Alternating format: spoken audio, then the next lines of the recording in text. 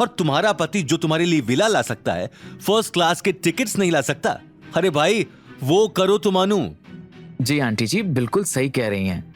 बहुत ही बेइज्जती की बात है ये तो। चलिए इसे इज्जत में बदल देते हैं। लेकिन नेहा गौतम की बातों पर ध्यान दिए बगैर ही उसे धक्का मारकर आगे निकल जाती है और उसके साथ साथ ही विभा, शनाया और सिद्धार्थ भी आगे निकल पड़ते हैं। गीता अपना पूरा गुस्सा गौतम पे निकालती है। बस करवा दी ना मेरी बेइज्जती। चलो निकलो यहाँ से। मैं कम से कम टूर पर तो आसानी से चली जाऊं। सारा मूड खराब कर दिया निखट्टू कहीं का। सभी लोग आगे चल ही रहे होते हैं कि तभी सामने से सफेद यूनिफॉर्म में महारानी एक्सप्रेस के मैनेजर विक्रम सेठ वहां जाते हैं। कैप्टन विक्रम एक जमाने में देश की सेवा करते थे और अब रिटायरमेंट के बाद उन्होंने महारानी एक्सप्रेस शुरू किया। कैप्टन विक्रम के हाथ में मोटे मोटे गुलाबों से बनी एक बड़ी सी फूल की माला होती है। कैप्टन को सामने से आते हुए देखकर नेहा को लगता है कि ये गुलाब की फूल माला कैप्टन उसके दामाद सिद्धार्थ को पहनाने के लिए ला रहा है। वो ये देखकर बहुत खुश होती है और गीता भी कहीं ना कहीं सोच रही होती है कि कैप्टन ये माला सिद्धार्थ को पहनाने के लिए ला रहा है। पता नहीं कैसा बेकार जमाई है, ना काम का ना काज का। आज अगर ये फूल माला कैप्टन गौतम के गले में डालता तो फिर मैं भी नेहा को बताती, लेकिन अब ये मुझे ताने सुनाने से बाज नहीं आएगी। विक्रम चलते चलते सिद्धार्थ और नेहा को क्रॉस करते हुए गौतम के पास पहुंचता है और उसके गले में माला पहनाकर कहता है, वेलकम सर, वेलकम मैम। मेरा नाम कैप्टन विक्रम सेठ है। महारानी एक्सप्रेस में आपका स्वागत है। गौतम भी खुशी से विक्रम का आभार मानता है। बताइए सर, कहां है आपके गेस्ट? मैं खुद उन्हें फर्स्ट क्लास केबिन तक लेकर जाऊंगा। कैप्टन के मुंह से गौतम के लिए सर सुनने पर और उसकी आओ भगत करने पर वहां खड़े हर एक इंसान को हैरत हुई। ये सब देखकर तो गीता की आंखें झटके के मारे बड़ी बड़ी हो गईं। गौतम गीता और उसकी सहेलियों की तरफ इशारा करते हुए कहता है, देखिए कैप्टन विक्रम सेठ, ये हैं श्रीमती गीता अग्रवाल, मेरी सासू माँ, और ये उनकी सभी सहेलियां। मैं चाहता हूं कि आप इन सभी का बड़े ही अच्छे से ख्याल रखें, इन्हें किसी भी चीज की कमी ना होने दें, और अगर इन्हें किसी भी किस्म की परेशानी हुई तो फिर आप जानते ही हैं। इससे पहले कि गौतम और कुछ कह पाता, कैप्टन विक्रम सेठ ने कहा, जी सर, मैं सब जानता हूं, आप बिल्कुल भी चिंता ना कीजिए। आपके गेस्ट यानी हमारे गेस्ट।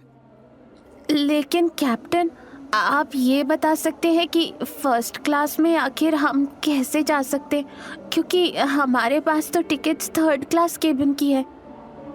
जी नहीं मैम, थर्ड क्लास केबिन की टिकट्स आपकी थी। अब क्योंकि आप गौतम जी के रिश्तेदार हैं, इसलिए उन्हीं की वजह से आपको और आपकी सहेलियों को फर्स्ट क्लास केबिन के लिए वीआईपी पासेस मिले हैं, कैप्टन विक्रम सेठ ने कहा। विक्रम सेठ गीता और उसकी सहेलियों को फर्स्ट क्लास केबिन तक ले जाने के लिए निकल पड़ता है और नेहा और शनाया का मुंह तो खुला का खुला ही रह जाता है। अपना मुंह बंद कर लो वरना मक्खी घुस जाएगी। भूला था ना, ऐसी हरकतें मत करो। क्यों तुम और तुम्हारी मां हमेशा गौतम को अंडर एस्टिमेट करने में लगे रहते हैं? करवा ली ना फिर से अपनी बेइज्जती।